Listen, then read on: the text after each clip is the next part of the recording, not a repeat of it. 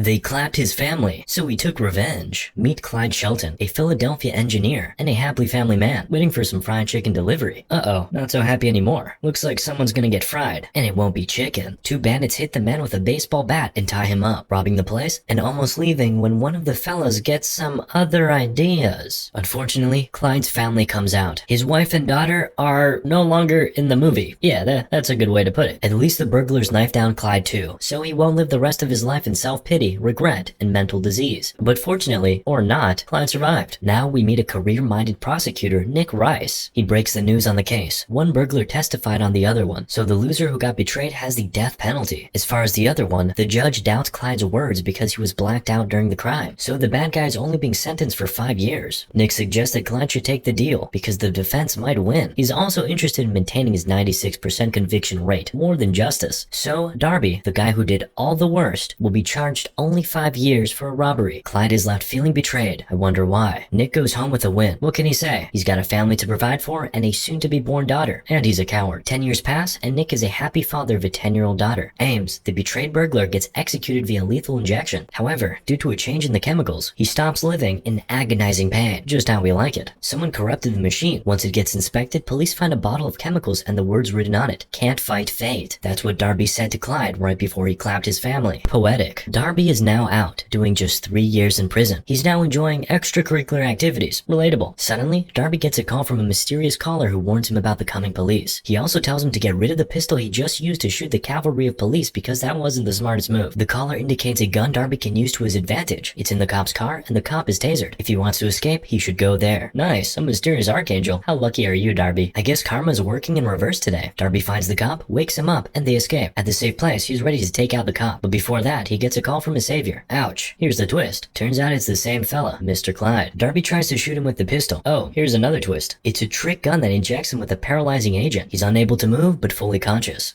Oh, you know what happens next. Sweet mother of revenge. Clyde straps him in for the ride of his life, and he even brings a mirror. Wow, I've seen this once in a motel, and I instantly enjoyed it. You can't fight fate, says Clyde, and the party begins. Later, we find that Darby was found in 25 pieces in a warehouse owned by Clyde. I guess he was made out of Lego. Nick and his team suspect Clyde. Yeah, he is indeed sussy. The next day, a SWAT unit bursts into Clyde's house. Finally, he's been waiting for it the whole day. Clyde doesn't resist the arrest either, and he's in his birthday suit. Weird flex, but okay. And I'm not sure you'll do okay this way in jail, but as you wish. Probably didn't want the dirty cops to steal his drip. While inspecting the house, Nick finds lots of law books and a picture of himself. The news shot from when he made a deal with Darby. Well, guess we know Clyde's intentions. Nick goes to interrogate Clyde. Meanwhile, Nick's family's at home and they get a package. The girls' concert on tape, which Nick had no time to visit because of his job. The concert, you say? Well, that's a good show indeed. The girl starts watching the DVD and calls mom. Yep, I know. I also wanted to cry when I saw what they did with the Saw series. Tragic. In an interrogation, Nick overtly congratulates him for removing Darby from society, then asks for a confession. By all appearances, he seems cooperative. Clyde confesses that he wanted to kill both Darby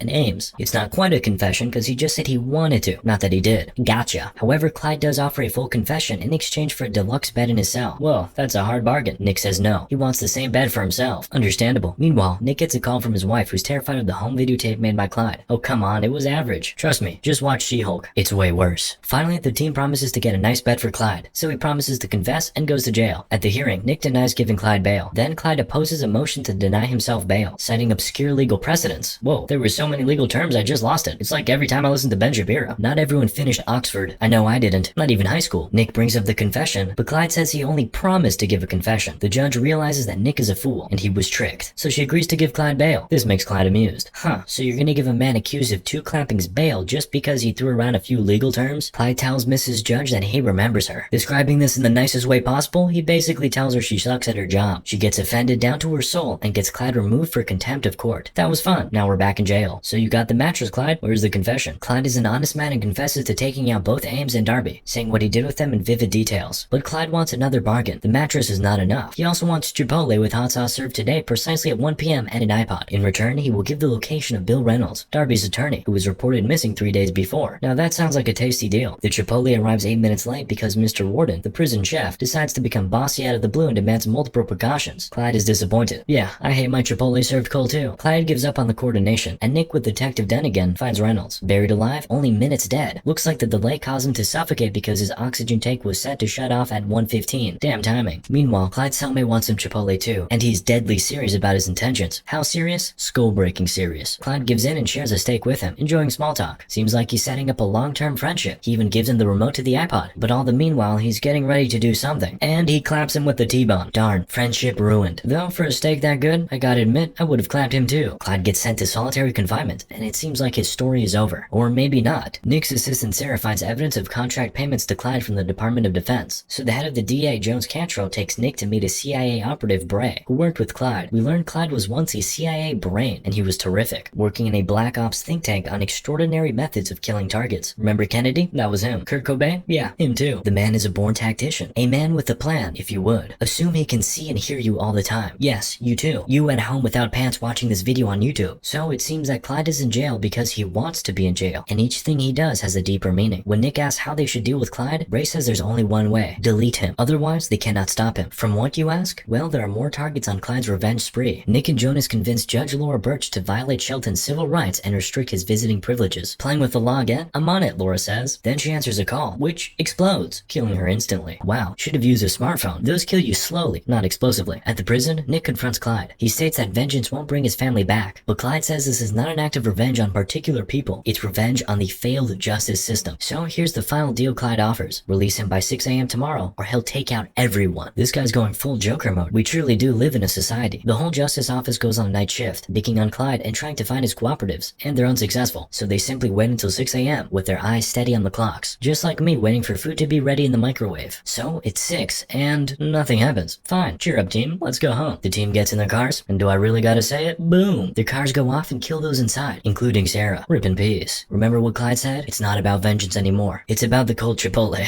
Or something like that. Nick and Jonas visit the mayor, who gets angry and scared without offering help. I'm really hoping she's the next to go, but at least she gives the boys some security. Plus, Nick sends his family somewhere far away from himself. Yep, a maniac inside jail taking out everyone. Great excuse to drink some beers all alone, Nick. He goes inside his house ready to grab one and sees a photo of himself with Darby. Someone was there. Nick sets up a meeting with Clyde, just to beat him up and work out the nerves. Dunnigan gets some licks in too. They almost take out Clyde, but stop at the last second. Clyde promises to bring the whole system down. Good job, Nick. Look what you've done. Cold Chipotle, now this? If only you would have apologized. At Sarah's funeral, a mysterious man wearing black clothing powers up a remote-controlled drone holding a rocket launcher and a 50 caliber machine gun. Someone's on a kill streak. It kills Jonas dead, and then he dies. In the aftermath, the mayor makes Nick acting district attorney. Promotion? What a kind surprise. Bring the cake. The mayor's got the whole of Gotham, Philly, closed. What can I say? Clyde does deliver quite the message. Nick goes on a 24/7 investigation to find out who's helping Clyde. Suddenly, he finds out that Clyde owns a garage next to his prison. Nick and Dunnigan arrive at the garage, and while looking around, they find, you'll never believe it, a tunnel system leading to the solitary confinement cells, a huge supply of armaments, and Chipotle. He had it all the time, apparently, over the past 10 years. Clyde had dug the tunnel system from his garage to the prison. What is this, Minecraft? When it was finished, he deliberately had himself arrested and sent to solitary confinement, so he could sneak out of prison and kill undetected, all by himself, and then sneak back into his cell. Imagine the face of this genius if he would have landed in another jail. Dunnigan opens a small hole and finds that it leads to Clyde's cell, which is empty. Meanwhile, disguised as a janitor, Clyde plants a cell phone activated napalm bomb in City Hall. Nick, Dunnigan, and Detective Garza enter the 5th floor and find the bomb directly under the 6th floor, where the mayor is at a security meeting. What a coincidence. At the same time, Clyde gets out of town hall and back to his cell. Ain't no better place than home, huh? The detective attempts to disarm the bomb but fails and warns the team to leave it alone. They decide not to tell the mayor what is going on, as Clyde can watch and will detonate the bomb if he gets detected. Clyde returns to his cell and look whom he found. Nick, have a seat, man. Would you like some cold Chipotle? Clyde offers one last deal, but Nick says he no longer makes deals with bad guys, which Clyde appreciates. After all, that was his intention all along, to teach Nick a lesson. Nick tells Clyde that if he detonates the bomb, it's a decision you'll have to live with for the rest of your life. But what's a life with no wife, no daughter, and meals served 8 minutes late and cold? So Clyde detonates the napalm bomb anyway. Nick exits and locks his cell. Like I said, it's a decision you'll have to live with for the rest of your life, which I think now has about 25 seconds left to go. Nick flees the building while Detective Dunnigan seals the hatch in the back of the cell to ensure Clyde doesn't escape. Clyde realizes that the bomb was placed under his cell, smiles, and stares thoughtfully at a bracelet his daughter had made for him, which says Daddy. Clyde reunites with his family. I wonder what they'll think of all the innocent people he clapped. Nick walks away without looking at the explosion. Of course, he's alpha. In the final scene, Nick attends his daughter's music recital. He rises with the crowd as they cheer her on after the performance. Moral of the story? We live in a society